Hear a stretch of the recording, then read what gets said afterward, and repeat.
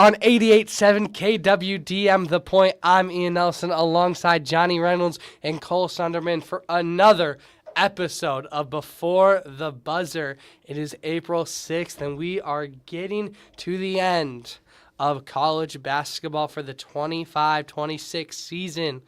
Today is the last game of all games, and it's a big one. The NCAA March Madness Men's Basketball National Championship. Michigan taking on UConn. We'll get to all of those details and more. Johnny, cool. Start this off. Yeah, I think it was a really great Saturday of Final Four basketball.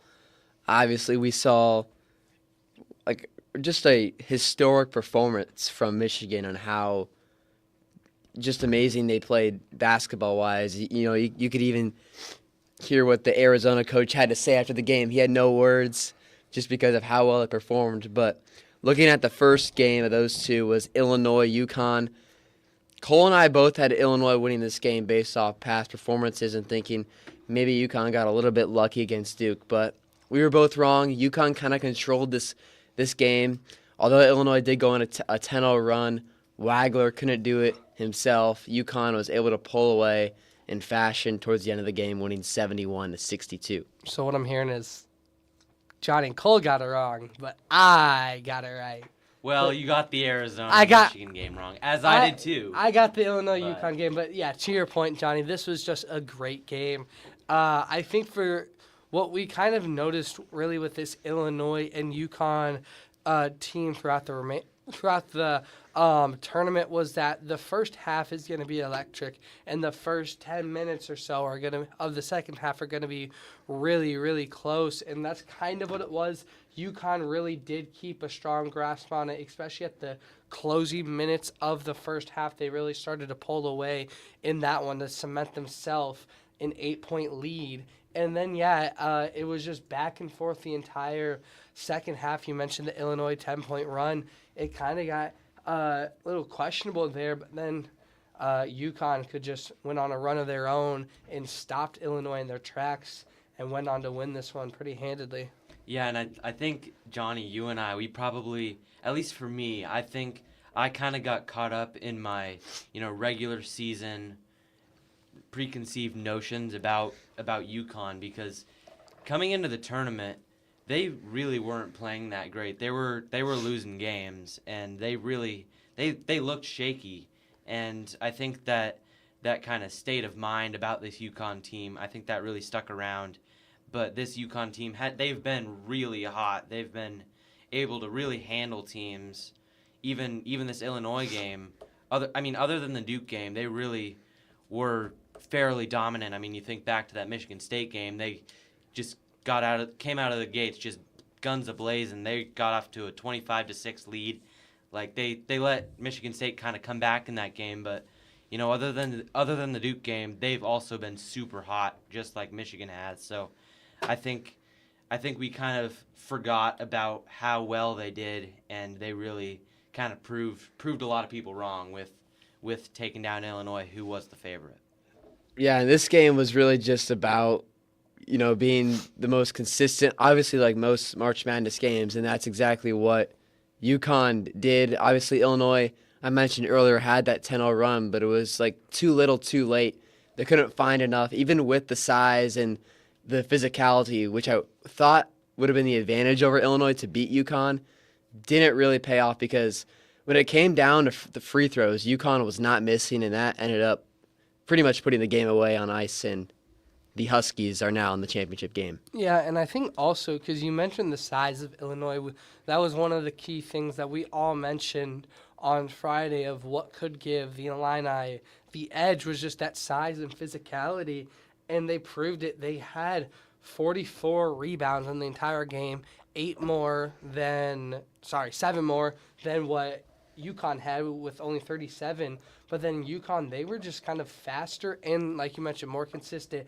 They caused more turnovers. Illinois had 8 of them, and a lot of them came down when they needed to keep the basketball, and UConn knew that and forced those just very poor timing turnovers.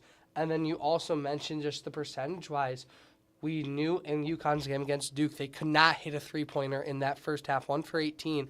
And although they didn't shoot all that well on Saturday, 36%, it was still 6 more threes made than what Illinois had. They had 12 compared to 6 on 33 attempts, which is only 7 more than what Illinois shot with 26 attempts. And then it was also just underneath the basket, 3 more made shots to Illinois, who has the size advantage. And I think if you're Illinois, you can't let that happen.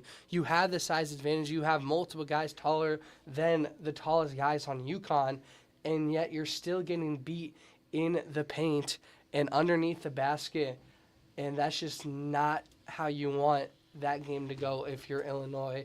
And UConn really just played, like you mentioned, a consistent game. They played their basketball, and they ended up winning this one very handedly.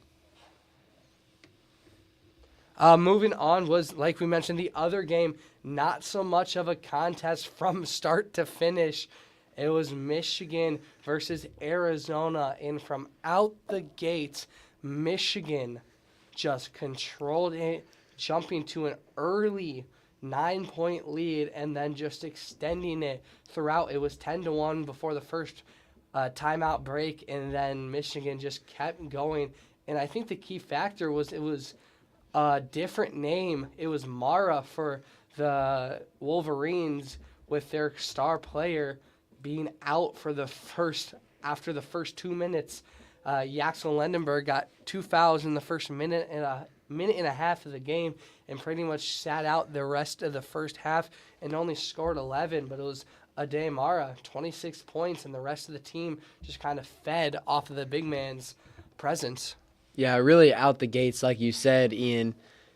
It was a storyline. They were up 10-0, and they just kept pouring down on the Wildcats. And this Arizona team is super strong, super good-sided, and we all really expected this game to kind of be a flip-a-coin game, potentially an overtime game, but it absolutely was not that. And I think this just shows how good this Michigan team really is and the depth that they had.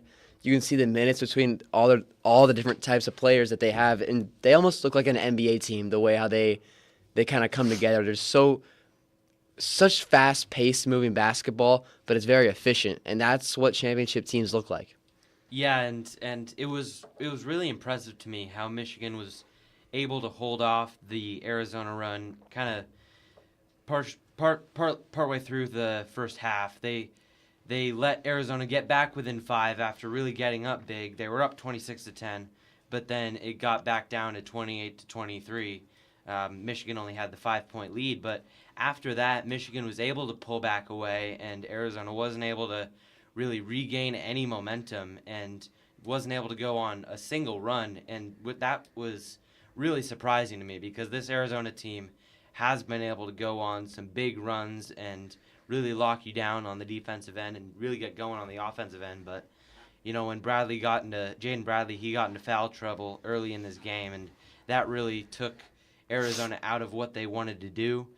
And without their senior leader, they were really relying on guys like Burries and Koa Pete, and that really did them in with the lack of experience and kind of just how they haven't really played in these kind of pressure situations as much and haven't had to be the guy, which they weren't really prepared for. So it's just really impressive for me how Michigan was able to take so many superstars out of this game that Arizona has, because Arizona, they're a stacked team, and Michigan was able to take out pretty much all of them. So a really great win for Michigan, and they get to move on to the national championship. Yeah, and you talked about the just impressive factor to this game, and I agree. Michigan led from the first basket to the final buzzer. They led every minute of this game, except the starting seconds when there was no score. For 99% of the game, they led and did not let Arizona get a single lead. The largest lead for Michigan was 30 points. And then, it was just Arizona went cold. They couldn't make a shot in those opening minutes. And that is where we've seen a lot of teams struggle. When teams can't make a basket early, when they can't get a groove of things, it just kind of is detrimental to your entire team because that groove is what helps a lot of teams stay in it. And we saw, like you mentioned, Johnny, Michigan just shut down on that and ran away with this one. Yeah, absolutely. Just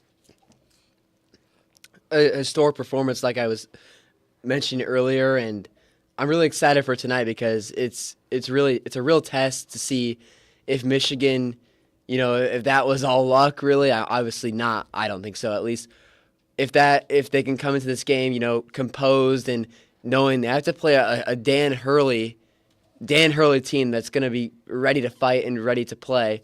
So they got to control themselves, not be too cocky, and really put the hammer down for one final game, or we could possibly see, an upset brewing in UConn, which we are going to move into. First off, let's get back to our Final Four predictions. Unfortunately, nobody had the final two right. We were talking about it last time. Ian kind of predicted that, we had one prediction missing, and that was the prediction that is here, Michigan, UConn.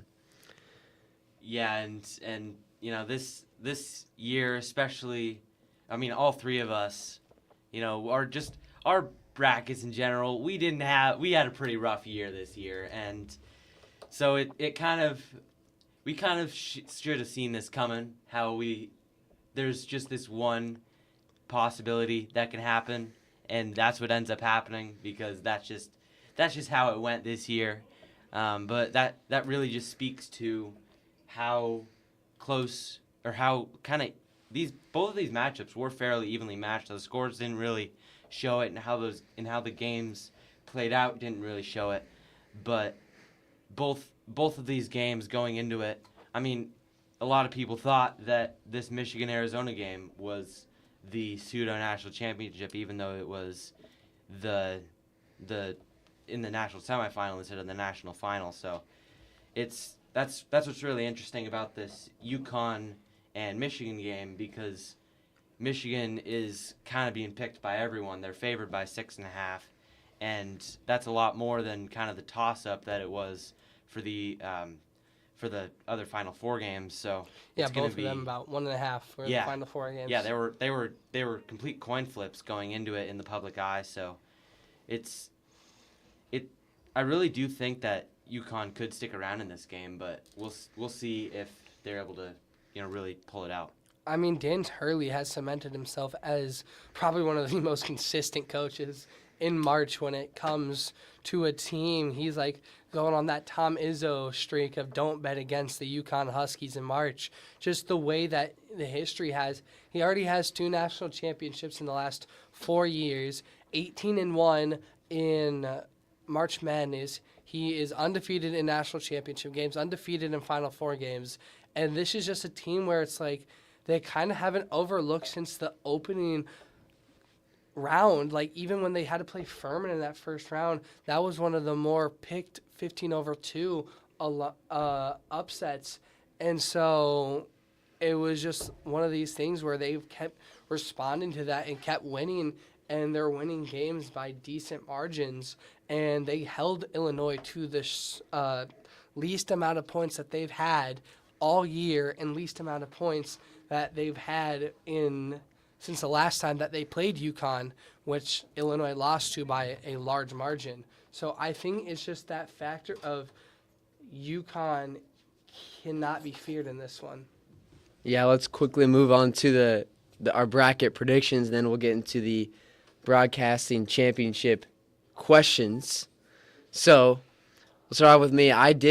If you remember from the last show, I did have Illinois as well as Cole. We were mentioning that earlier to win that game. Obvious reasons why. I thought the size might have made a difference over UConn. And then I did have Michigan, and I do have Michigan as my champion. So hopefully that can stand off for me.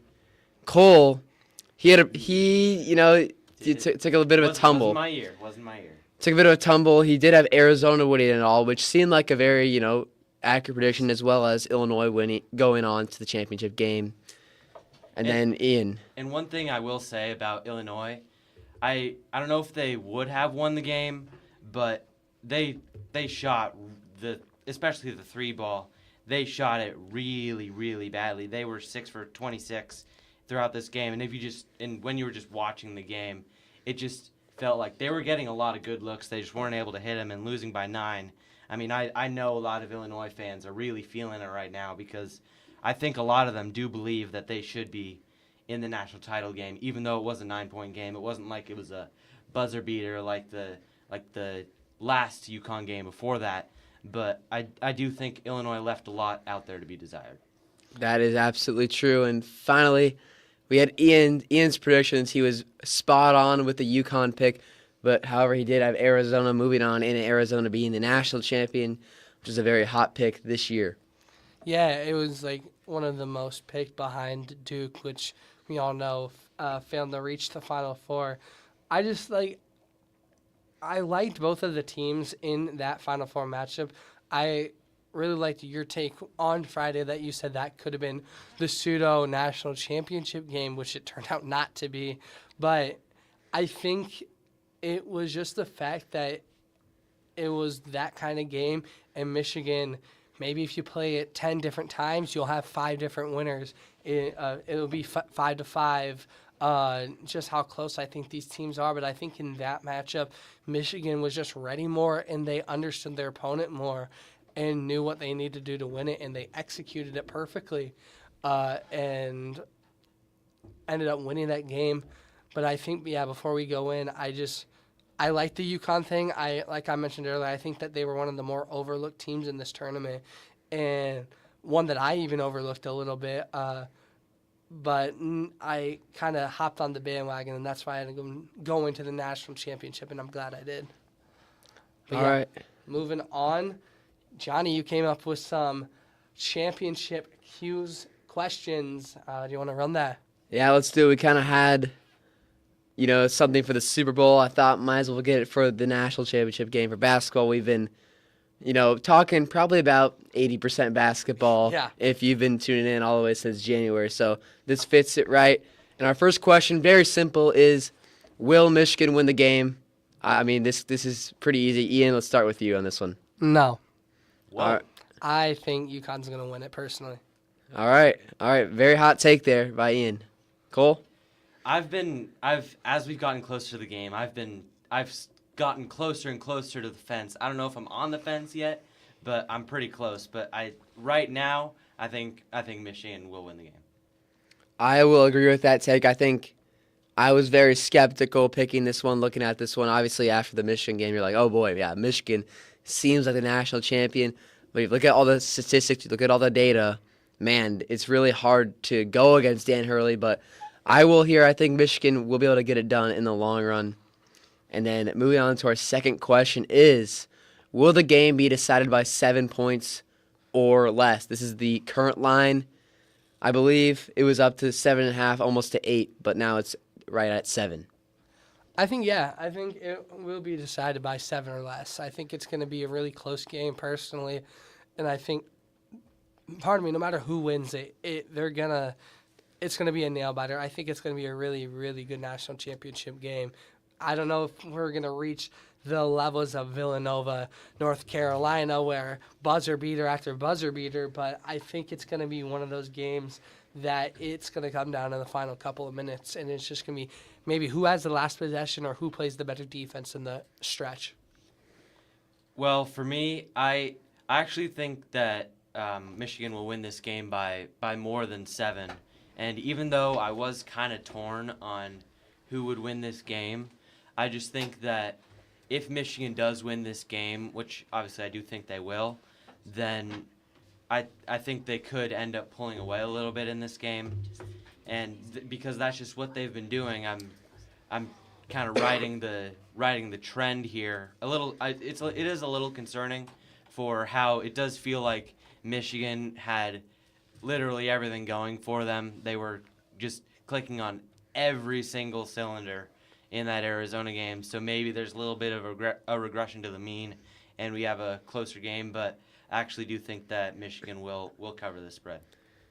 Yeah, I could definitely see that take. Unfortunately, I will be going the other way as you, Cole. I think it'll be about a 5 to 6 point win by Michigan, relatively close to that 7 point line. However, I do think it'll kind of come down to free throws. Michigan might miss a few, But at the end of the day, I think this is a very good line. It'll be very close. But I think it will be decided by 7 points or less, right about that 5 to 6 point range. And the next question is, will there be overtime? We've seen, in previous years of these national championship games, coming down to the wire. Not a whole lot of overtime games, though, but this could be one. What do you guys think?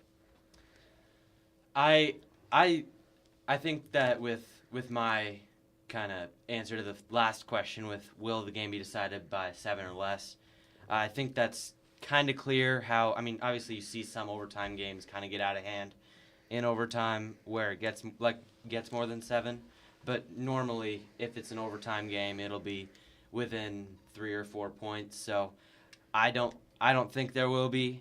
There is a possibility for it, but I don't think that I don't see overtime coming in this game. I don't see overtime coming in this game, even though it's going to be close. I think it's going to be a 1 to 2 point, more like a 1 to 3. It's going to be an odd number win, and I could very well see it being a last minute shot. Yeah, I'm gonna go no on the overtime factor. I think this game will be decided in 40 minutes. The next question we have is, will a player score 25 points or more, really? And I think this is going to be a very interesting one. What do you guys think?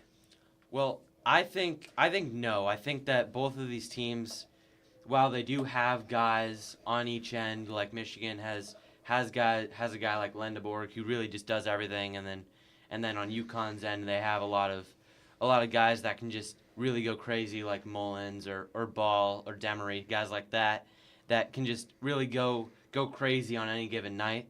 But I think that both teams, they're just so well-rounded on both ends that they don't really have this one superstar that, while obviously each team kind of has that kind of bigger name, but I don't think that either team will really have any guy that just really has one of those just big career nights. 25, no. 20 potentially. I think I could see a 20 bomb in like 21 and potentially 18, 19 range. But 25 is just so hard. And it barely happened by Michigan. Michigan was the only one to have a 25 plus in that Final Four game. And it was Mara. I can't remember the last. Mara, yeah. It was Mara who had that, and it was by 26. And it was because they needed him because Lindeborg was pretty much not existent for the first half. And I think this one, everybody's going to be playing their best game. And I think, at least I hope the refs are letting them play as best of their ability. So I think fouls hopefully aren't going to be that much of an issue. And with that being said, I think everybody's going to be scoring, but not to 25. Yeah, and I think when it comes to Mara, who scored 26, that game is a complete anomaly. I don't think if you played that game 100 times, he probably only scores 26 one or two of those times. That whole game was really just a complete anomaly. That game, that score and just the way that everyone played, that wouldn't happen very often if they played this game over and over again. So I don't think that's really a very repeatable thing for a guy like Mara. Yeah, I was leaning towards potentially seeing this one. A guy could maybe go over 25, but I'm going to go no. I think maximum, 21 to 22. I could even see, a game like that from Reed Jr. for the Huskies, but I don't think it's going to go over 25. I think it's a decent line, but I'm going to lean towards no here. So moving on to the next question is, will there be a 10-0 run by either team? This is pretty typical in a March Madness setting. No, I don't think so. I don't think 10-0. I think a team could go on a 10-point run, but I think it's going to be like one of those like 10-2 runs where they'll like make a 2, then another 2. The other team will respond, and then they'll start to go on the run. I don't think 10-0 is going to happen. Now, I probably am very wrong, but I think no. I think it's just going to be that kind of game where it's going to be back and forth, back and forth. I don't see a 10-0 run. I actually do think that think Michigan will go on a 10-0 run at some point in this game. They're just a team that can get so hot, and obviously a lot of people get kind of scared about their defense because they would give up like 80 to 16 seed Howard, but also at the same time they scored 101. So that really shows to me that they're a team that can just get really hot and can score in bunches, and that's where those 10-0 runs come. So I think Michigan will go on one of those runs as well, and I think UConn also could if they get really hot from three. So I think it will happen. That's a pretty easy answer for me. Yeah, I'm gonna agree with you on Cole for that one. I think I could almost be confident to say I could see one from UConn. I could see a big deficit where Michigan is up big and it's getting towards the end of the game. Dan Hurley is scrambling to get something going, and they're able to, really go on fire and get this game back to a manageable situation. And I could see a 10-0 run by the Huskies. Still losing the game though, but I could definitely see it. Now the next question is kind of in that same bubble about 10 something. It'll be, will a team make 10 or more 3-pointers? What do you guys think? Yes. I mean, both teams did it in the Final Four. Both teams have consistently been shooting 10+. I think, yeah. And I think this is one of the harder questions in this list because both of these teams are under 10 are pretty easily, especially for UConn, who's around 7 per game on the year. But both of these teams are teams that can really get going.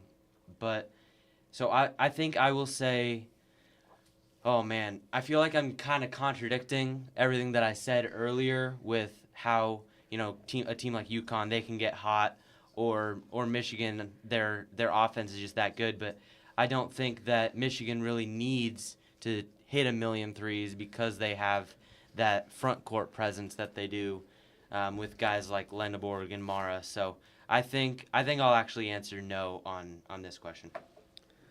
I'm going to disagree there. I'm going to go yes. I think I could definitely see the Wolverines being very hot at some point in this game, whether it's the first half or the start of the second half. I think Michigan will definitely let it rain, and I'm going to go yes.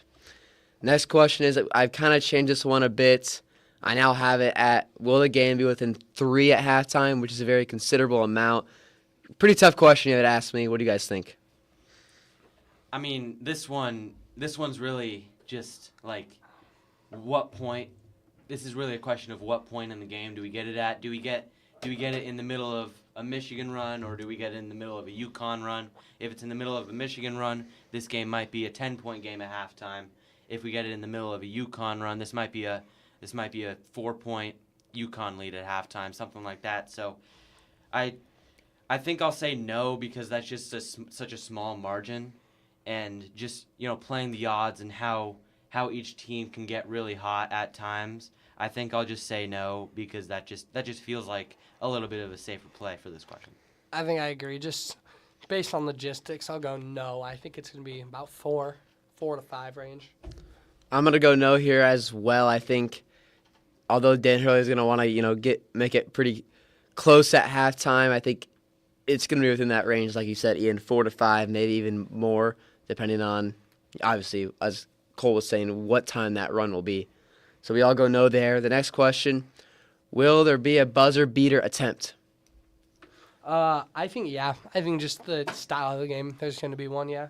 Yeah, and I mean just like a half-court heave at like halftime or something. We'll see something like that in this game. I would agree with that. We're going to go all yes there. There will be a buzzer beater attempt. To the next question is, will the final shot be a 3-pointer? This is an interesting one. I think, yeah. I think it will be. I think just either to win the game or to be like a stat pattern. We've seen teams that are already down by 6. They'll just heave up a 3 because trying to potentially get a miracle. I think it will be a 3. That's going to be the last shot. Yeah, I agree with you. Even if like somehow one of the teams really pulls away in this game and it's a blowout, then you see oftentimes when the team that's ahead, if they clear their bench, you oftentimes see just the walk-on that's the fourth-year senior walk-on. He just heaves up a deep three and hopefully he drains it. But so in that case, I think yes, because it's either that or a half-court heave like we saw or like we said earlier. So I'll go yes. I'm gonna go opposite here. I was stuck on this one, but I could see being Michigan dribbling this one out for the victory and possibly a free throw before. So I'm going to go no on the final shots of three.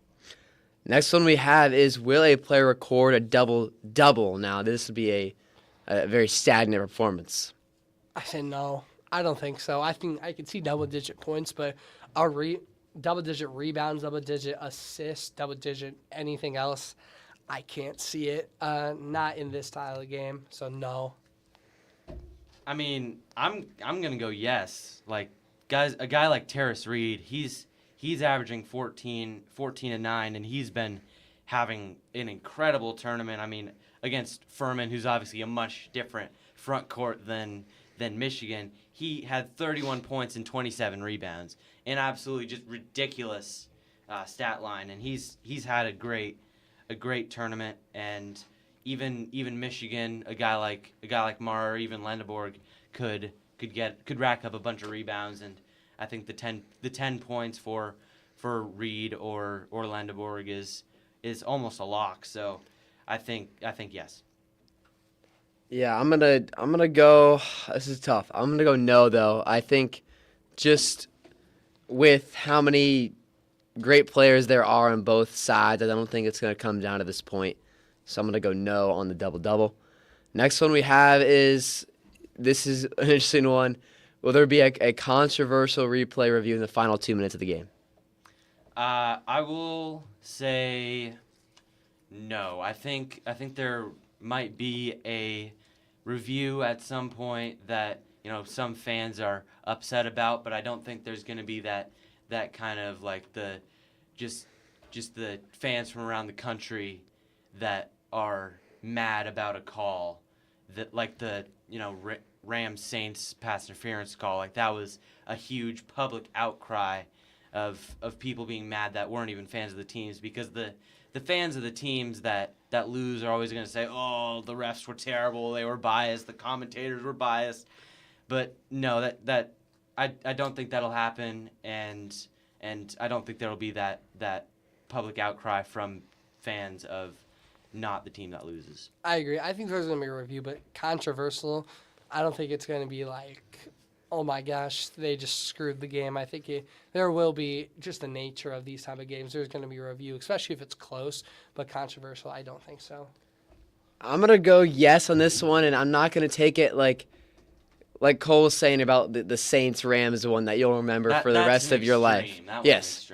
That one definitely is an extreme. I think there'll be like a call that's like, man, that is so close.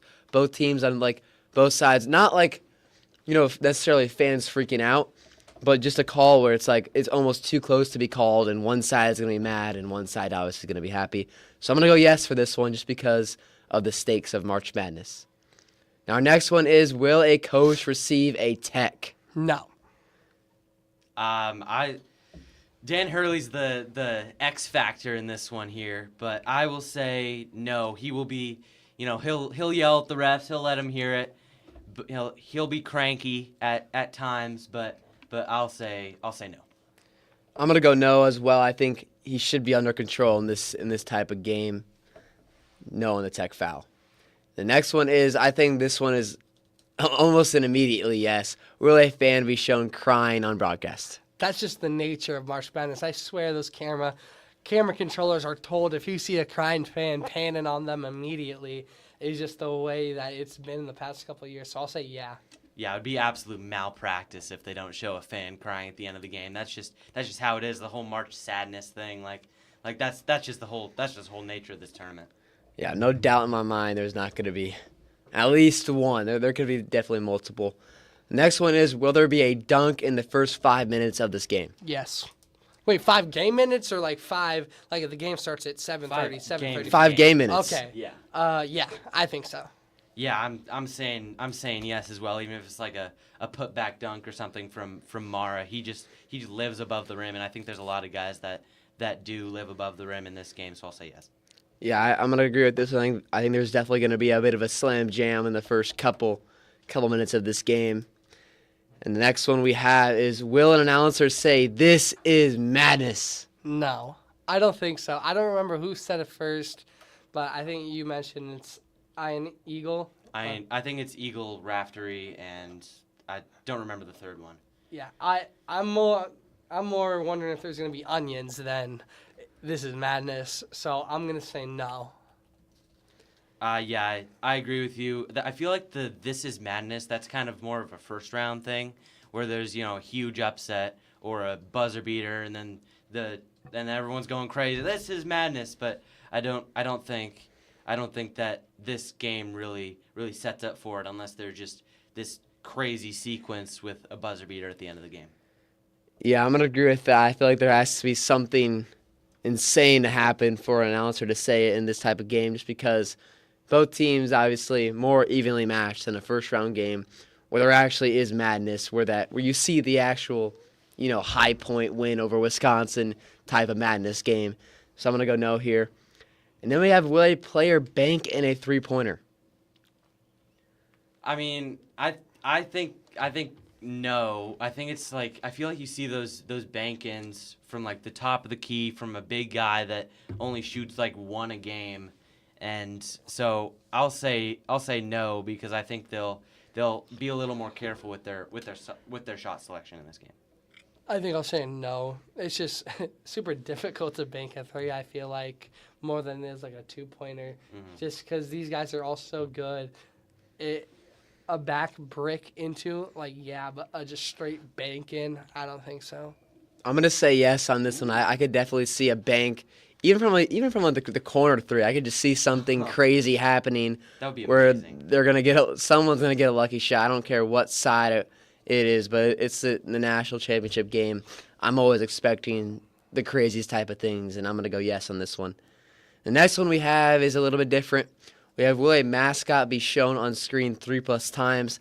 Not just a single mascot. It could either be the Wolverine or the Husky combining 3 times. Well, I don't think Michigan doesn't have a has live mascot. They don't so. have a mascot, so it's just gonna be, is UConn. They have something that I can't so. remember exactly But what they do, but if it is just just the Husky, then I'll say no. I mean, if you count the, they're sitting on the sideline with the cheerleaders and you can just see them sitting on the baseline, then yeah, obviously. But I don't think that's really the nature of the question. I think it's like the coming out of commercial break, like showing the cheerleaders, and as the cameraman like walks along and shows the mascot. So I will say no, just because it's the only one mascot. I'm gonna say yeah. I feel like I think you kind of contradict yourself almost, Cole, and I think they're gonna show the UConn Husky more because Michigan doesn't have one. So I think because of that fact, especially if UConn stays in it, they're gonna show That's a good point. show it much more. So I think the Huskies gonna get shown multiple times. I'm going to go no. I think it's going to be, the line will be 2. I think 2 times by the Husky mascot, not exceeding the 3. So we're going to make it a bit interesting here. I'm going to go no on this one. Yeah, that's a really tough line right there. Yeah, for sure. The next one, I think this is an immediately yes, because we have Dan Hurley. Will a coach aggressively argue a call on camera? I mean, it's just no-brainer. Of course he is. He about got thrown out of the game with 0.3 seconds left against Duke just because he headbutted a referee, and they had already practically won that game. So I think, yeah, he's going to start arguing, or if Michigan is struggling, I think that's just the nature of coaches. They're going to start getting a little heated. So I think, yeah, coach is going to aggressively argue on camera. Yeah, this is the easiest yes of all time. I would be shocked if Dan Hurley isn't freaking out at a ref at least once. So yeah, easy yes. All right, now our last question is, will there be a half-court shot attempt? Yeah. Yes, for sure. I think I mentioned it with the will there be a buzzer beater attempt question, where I think it'll be like at halftime or something, and they just heave up a 3/4 court shot just because you never know what happens. So I mean, are we counting like the full court ones with like 0.3 seconds left on the clock and they just heave it? Yeah. In, Yeah, it goes I'd nowhere. consider that. Okay. As long as it beats Over the clock, half court. Okay, then yeah, or as long as it's like close, as long as it's not like 5 seconds past. Yeah, I'll stick with it then. Then yeah, I think so. Yeah, I said that the final shot wasn't going to be a 3-point attempt, but I do think at halftime either Michigan or UConn will just throw it up from half. I don't think it'll be a final possession play, so I'm going to go yes. All right, do we have score predictions for this game? No, I Ooh. don't. I mean, it's so hard to like get just a specific score because of all the things that can happen. I'll go UConn over Michigan. So with the upset, 82 Ooh, to 80. wow. close. Wait, one. hold on. Wait, I gotta make sure. Did I say within? Within 3.5. Yeah, 82 to 80 is my final score projection. All right, this is interesting. I'm gonna go 79-73 UConn. Or not UConn. Sorry, Michigan. Not Ian's throwing UConn. you off. Yeah, he is for sure. Yeah, give me the Wolverines in this one for sure.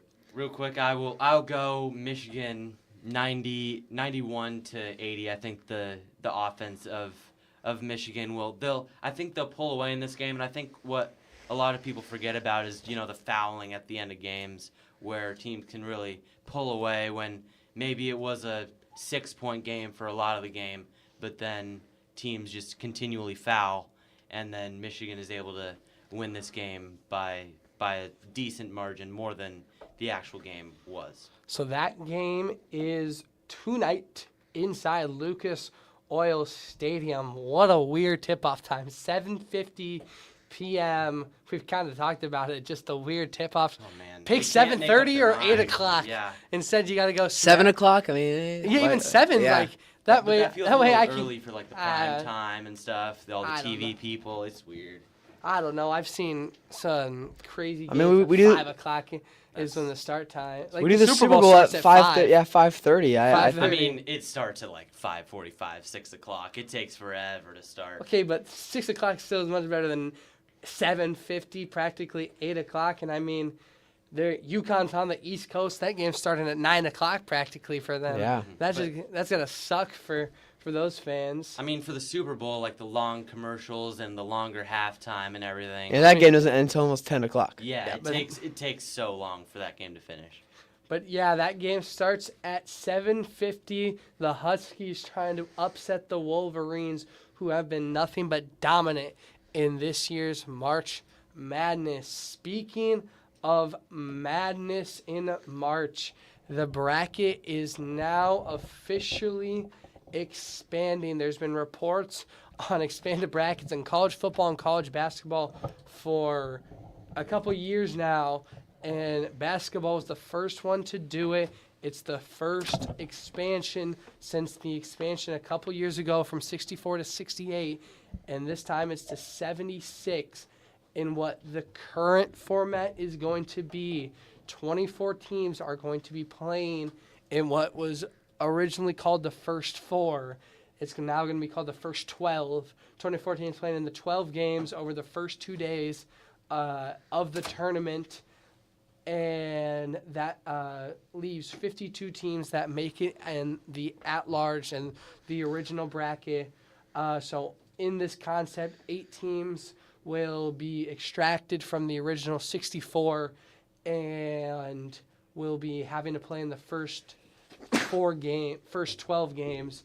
And that also means 8 new teams will be given at-large selections. So we'll see more mid-majors potentially, or more of those teams like Auburn or West Virginia, who West Virginia just won the college basketball crown last night, those kind of teams to get a chance in the first four. My worry though with this is that the committee is just gonna keep weeding out the mid majors like they kind of did in the last couple of years with the whole strength of schedule thing in favor of like a 17 and 16 Auburn team that they didn't win the games that were put in front of them like a Belmont did, who just got upset in the MVC tournament. So I think a Belmont would get in, but it's still going to be really hard for mid majors to get in just because of how the committee really has set that precedent of putting the bracket together.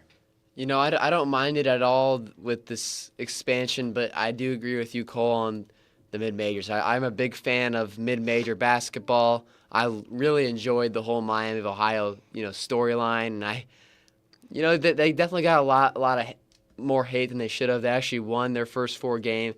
They had to play a really good Texas team that made it a pretty deep run in the tournament. Elite Eight, yeah. Yeah, so I think if they can, find a way to get some of these mid-major teams in there, like you said, Cole, that Belmont team was a very strong-sided team, but, one slip-up game ends their year. Just one game, and it's kind of unfair, and these big schools, who win 17, 18 games are able to get into the tournament now with this new opportunity. Yeah, so it really will be it will be very telling of how the committee is going to, set that precedent of will they put in power conference teams with, a 15 and 18 record, or will they put in a mid-major team with 6 losses in? That'll be really the interesting time. And if it's another weak bubble like this year, this was one of the weakest bubbles in a very long time this year. So if another one of these weak bubbles happens, we could have losing records teams with losing records be getting into the tournament as an at-large, not even like as a conference tournament winner. So that's kind of my concern, how we could just have some really weak teams getting in. But as long as we don't expand to the 64, I really don't have a problem with it. Well, like I mentioned, two of those weak teams ended up winning like the off-brand March Madness. West Virginia, who was one of those teams that could have potentially made it in from the Big 12, they accepted the college basketball crown, which is just another postseason tournament, and ended up winning that one. And then Auburn, a team that was the first team out of those first 4 out to be kicked out of the first 4 games out of an at-large bid. They ended up going on a run and winning the NIT, which for any history buffs know, the NIT was the more prestigious tournament back in the 40s, 50s, and 60s before March Madness started to really kick in to high gear. But just some other big news on the college basketball side.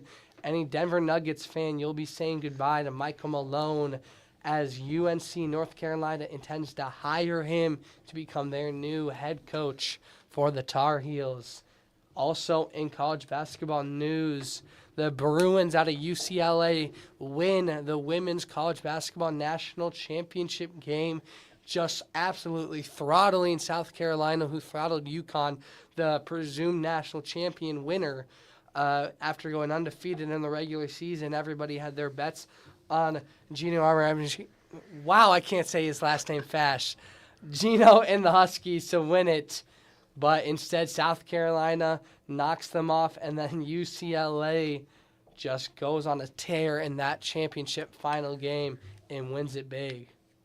Yeah, it was really between UConn and UCLA for me to win the national championship, and with UConn going out, it felt pretty set in stone that UCLA was going to win that game against South Carolina. UConn and UCLA had been the 2 best teams in the country, and I didn't really think that South Carolina could pull off such a big. It was an upset in that game, such a big upset that 2 times in a row. Yeah, it was really cool to see how greatly this UCLA team progressed of the year, really dominating the Big Ten tournament, and now they're national champions. Yeah, so The other national championship game, the final game in college basketball for the 2025-2026 season, is tonight at 7:50. The Michigan Wolverines taking on the UConn Huskies inside Lucas Oil Stadium in Indianapolis, Indiana. We will be here for fourth quarter Friday for that recap and recapping potentially all of our picks and moving on more to the spring sports. But that's all we have today on Before the Buzzer. I'm Ian Nelson alongside Johnny Reynolds and Cole Sunderman. Thank you all for listening and have a great rest of your week.